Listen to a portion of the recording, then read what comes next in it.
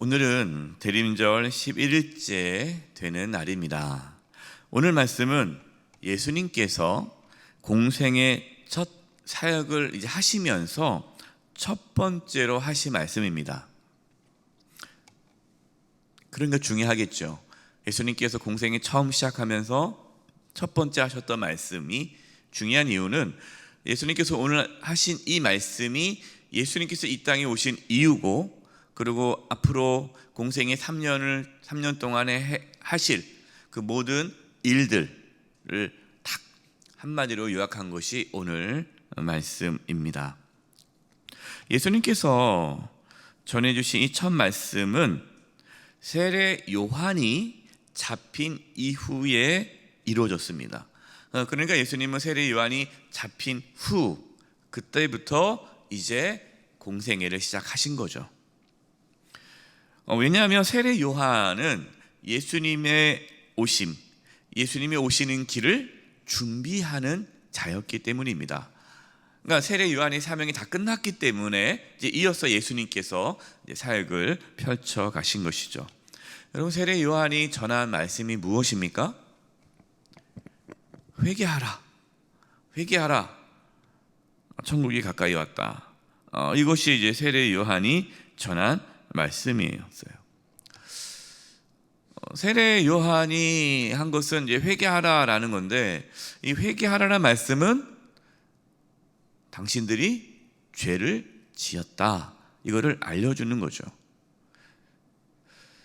사람들은 죄를 지어도 자신이 죄를 지었다라고 생각하지 않았습니다. 왜 그럴까요?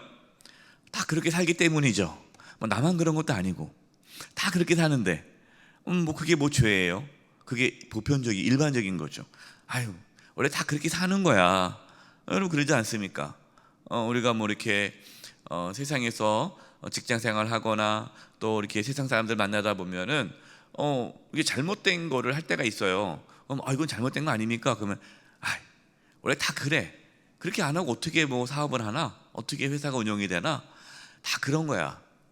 이렇게 얘기를 하죠. 그러니까 죄를 지어도 그것이 죄라고 생각하지 않는 거예요.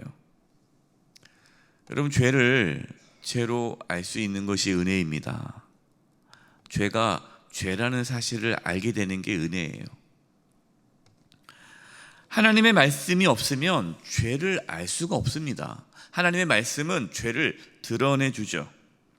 그래서 우리가 하나님 말씀을 묵상하고 말씀을 읽고 그러면 그 전에는 그냥 전혀 내가 죄인이라는 걸 모르고 살다가 하나님 말씀을 읽기 시작하고 듣기 시작하면서부터 내가 죄인이구나, 내가 참 죄를 많이 짓고 있구나 라는 것을 깨닫게 되죠. 세례 요한의 사명이 바로 그것이었습니다. 그냥 잔잔한 호숫가에 돌을 확 던져서 그냥 출렁출렁하게 만든 거죠. 사람들의 그 내면에 있는, 또 숨겨져 있는 그 은밀한 죄를 다 드러낸 거예요. 물론 헤롯 왕의 죄를 드러내가지고 감옥에 들어갔지만 이렇게 죄를 다 드러나게 되었습니다. 예수님께서 오실 길, 예수님의 오심을 준비하는 것, 그것은 사람들로 하여금 죄를 깨닫게 해주는 것이었습니다. 많은 사람들은 세례 요한이 하나님께서 보내주신 선지자로 생각했고, 또 어떤 사람들은 세례 요한이 메시아다라고 생각도 했습니다. 세례 요한은 절대로 아니다, 나는 메시아가 아니다, 무슨 소리냐, 내 뒤에 오실 분은 나보다 더 능력이 많으시다, 그러면서 예수님에 대해서 이렇게 증언하고 있습니다. 마가복음 1장 7절과 8절이에요. 그가 전파에 이르되 나보다 능력 많으신 이가 내 뒤에 오시나니 나는 굽혀 그의 신발끈을 풀기도 감당하지 못하겠노라. 나는 너에게 물로 세례를 베풀거니와 그는 너에게 성령으로 세례를 베푸시리라. 자신은 물세례, 회개의 세례입니다. 그러니까 내가 죄인입니다. 당신이 죄인임을 인정합니까? 내가 죄인입니다. 그래요. 그럼 세례 받으세요. 세례 요한의 세례는 죄를 씻어주는 세례가 아니라 내가 죄인임을 인정하는 세례예요. 죄인임을 깨닫게 하는 세례. 그리고 예수님은요, 그 죄를 사하시고 성령을 부어주시는 세례를 하신다는 거죠. 여러분, 죄 사함이 받아야 거룩한 영, 하나님의 영이 임할 수 있는 거 아닙니까? 그러니까 예수님의 사역은 죄 사함과 또 성령을 보내주시는 사역인 거죠. 세례 요한은 하나님께 주신 사명을 잘 감당하였습니다. 그리고 때가 되어서 이제 사라지게 되었죠. 세례 요한이 감옥에 갇히자 이제 예수님께서 본격적인 사역을 시작하셨습니다. 예수님께 전하신 그 첫 번째 말씀은 너무나도 단순하고 강렬합니다. 마가복음 1장 14절 15절이죠. 요한이 잡힌 후 예수께서 갈릴리에 오셔서 하나님의 복음을 전파하여 이르시되, 예수님의 첫 메시지는요, 때가 찼고 하나님의 나라가 가까이 왔으니 회개하고 복음을 믿으라 하시더라. 예수님은 하나님의 복음을 전파하셨습니다. 여러분, 예수님이 전하신 복음이 무엇입니까? 복음. 하나님의 나라가 가까이 왔다. 이게 복음이에요. 하나님의 나라가 왔다. 하나님 나라가 우리 가운데 임한다. 이것이 복음, 기쁜 소식입니다. 하나님 나라가 가까이 왔기 때문에 하나님의 나라가 실제로 임하려면, 우리에게 임하려면 회개하고 복음을 믿으라라고 말씀하셨어요. 여러분, 예수님께서 이 땅에 오신 이유가 무엇입니까? 예수님께서 이 땅에 오신 이유는 분명합니다. 하나님의 나라가 이 땅 가운데 이루어지기 위해, 하나님의 나라가 이 땅 가운데 이루어지기 위해 예수님은 오셨어요. 근데 하나님의 나라는 어떤 나라입니까? 정치적인 나라가 아닙니다. 그러나 당시 유대인들은 하나님의 나라를 정치적인 나라로 생각을 했죠. 하나님께서 보내주실 메시아 그리스도는 다윗 왕과 같은 강력한 지도력을 갖춘 왕이라고 생각을 했습니다. 그래서 그들이 생각하는 하나님의 나라는 다윗 때보다도 더 강력한 이스라엘, 이것이 하나님의 나라죠.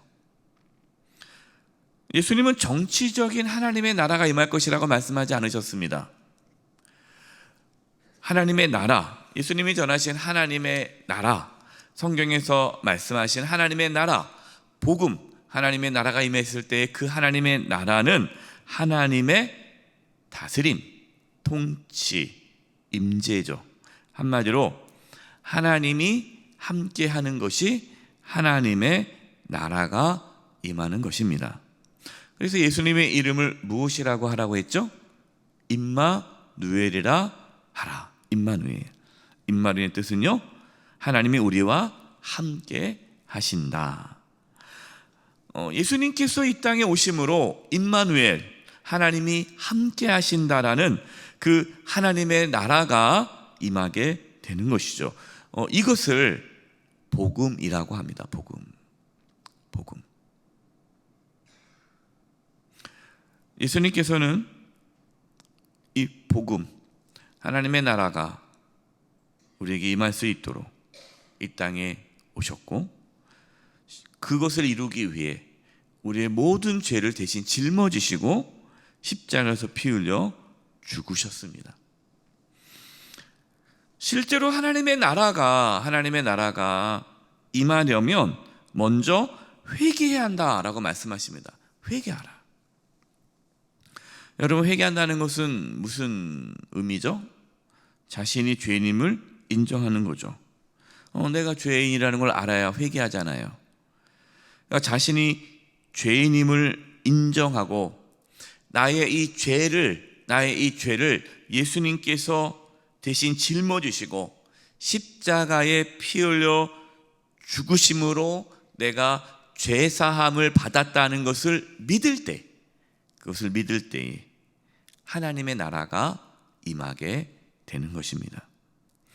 여러분, 회개하지 않고서는 절대로 하나님의 나라가 임할 수가 없습니다. 또한 회개하지 않으면 절대로 예수님을 믿을 수가 없죠. 예수님 믿는다라는 것은 회개한다는 뜻입니다. 여러분, 우리가 예수님 믿는다라는 것은 교회 다닌다는 뜻이 아니죠. 교회를 다녀도 예수님을 안 믿을 수 있습니다. 예수님을 믿는다라는 것은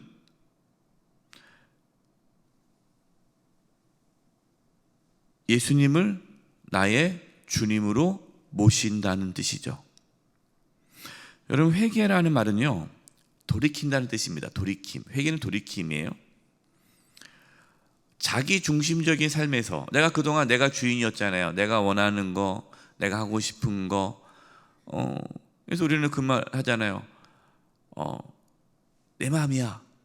그러잖아요. 우리는 본선적으로 우리가 그렇게 살고 있어요. 그래서 아이를 키우다 보면은 여러분, 아이가 자라면 자랄수록 무슨 말을 많이 합니까? 예, 싫어라는 말을 많이 하고 내가 할 거야. 그리고 내 마음이라고 뭔가 이렇게 자기의 어떤 의사를 밝힙니다. 좋은 거 나쁜 거 아닙니다. 자아가 생기는 거죠. 예. 그래야죠. 뭐 그냥 어릴 때부터 그냥 엄마 아빠 하는 대로 다 하면 어떻게 합니까? 건강하지 않은 거예요. 그런 자아가 생기는 거는 건강한 겁니다. 그러나 문제는 뭐냐면 그 자아가 하나님 앞에 굴복하지 않고 죄성이 있기 때문에 자기 중심적으로 살아간다는 거예요. 그것이 죄입니다. 하나님 중심이 아니라 자기 중심적으로 내가 원하는 거. 하나님은 나를 위해 존재하는 거죠. 내가 하나님을 위해 존재하는 것이 아니라 모든 세상이 나를 중심으로 돌아가는 것. 이게 죄죠. 회개란 뭡니까? 돌이킴이에요. 자기 중심적인 삶에서 하나님 중심적인 삶으로 돌이키는 것이 회개입니다. 그전에 내가 예수님 믿기 전에는 그냥 화가 나면 한바탕 했을 텐데 예수님 믿고 나니까 한바탕 못하는 거예요. 하나님 중심적으로 살아가야 되니까. 이게 회개입니다. 그래서 회개라는 것은 예수님을 주님으로 믿고 주님이라는 게 주인이라는 뜻이잖아요. 예수님을 주인으로 믿고 내가 예수님을 주인으로 모시고 살아가는 것이 회개예요. 그러니까 예수님이 전하신 것은 회개하고 복음을 믿으라 라는 것은 예수님을 주님으로 영접하는 거예요. 주님으로 모셔드리는 거예요. 그리고 복음이 무엇입니까? 하나님께서 우리를 구원하기 위해 하나님의 나라가 우리에게 임할 수 있도록 하기 위해 하신 모든 일이 복음이잖아요. 예수님이 십자가에서 죽으신 것, 부활하시고 우리에게 성령을 보내주신 것, 그러니까 우리를 구원하기 위해 하셨던 하나님의 모든 일을 그걸 복음이라고 그러죠. 그 복음을 믿는 것, 하나님께서 우리를 구원하기 위해 행하셨던 모든 것을 믿을 때 하나님의 나라가 임하게 된다라는 것입니다. 그래서 한마디로 예수님이 복음입니다. 예수님 자체가. 왜? 예수님은 하나님의 구원의 일을 이루기 위해 오셨기 때문에 예수님이 하셨던 모든 말씀과 행하셨던 모든 일들이 복음이 되는 것이죠. 여러분, 우리는 대림절 기간을 보내고 있습니다. 이 대림절 기간을 보내면서 다시금 회개하는 은혜가 있기를 바랍니다. 그 말은 우리 안에 계신 예수님이 우리 마음의 중심에 내가 그동안 자기 중심적인 삶을 살았다면 다시 하나님 중심적인, 예수님 중심적인 삶을 살아갈 수 있게 해달라고, 그리고 복음을 믿게 해달라고, 하나님께서 나를 구원하기 위해 행하셨던 그 모든 일들을 내가 다시금 믿음으로 붙잡고 나가게 해달라고. 그래서 하나님의 나라가, 하나님의 나와 함께 하심을 실제적으로 경험하는 이번 대림절이 되기를 원한다라고 우리 함께 기도하면 좋겠습니다. 하나님이 그렇게 은혜를 부어주시기를 간절히 축원드립니다. 함께 우리 기도하겠습니다. 오늘 말씀 붙잡고 함께 기도하겠습니다. 기도드리겠습니다. 하나님 아버지, 시간 도와주시옵소서. 아버지 하나님, 정말 우리가 이제 대림절 기간을 보내고 있습니다. 예수님을 주님으로 다시금 모시기를 원합니다. 우리 마음의 중심에 계시기를 원합니다. 그러나 하나님, 저희들 늘 우리의 욕망대로, 욕심대로, 내 중심대로 살아갈 때가 많습니다. 하나님 중심적인 삶을, 예수님 중심적인 삶을 살아갈 수 있도록 하나님이여 역사하여 주시옵소서. 하나님 도와주시옵소서. 하나님 역사하여 주시옵소서. 복음을 믿게 하여 주시옵소서. 하나님께서 행하셨던 모든 일들을 믿고 받아들이게 하여 주시옵소서. 하나님의 나라를 이루시기 위해 이 땅에 오신 예수님, 제가 예수님을 주님으로 모시며 늘 마음 중심에 예수님을 모시며 살아가게 하여 주시고, 하나님께서 우리를 구원하기 위해 베푸셨던 모든 일들을 믿음으로 우리 삶 가운데에 하나님의 나라, 하나님의 함께 하심이 경험되게 하여 주시옵소서. 이 대림절 기간에 하나님과 동행하며 하나님을 깊이 만나는 그러한 은혜가 있게 하여 주시옵소서. 예수님의 이름으로 기도드립니다. 아멘.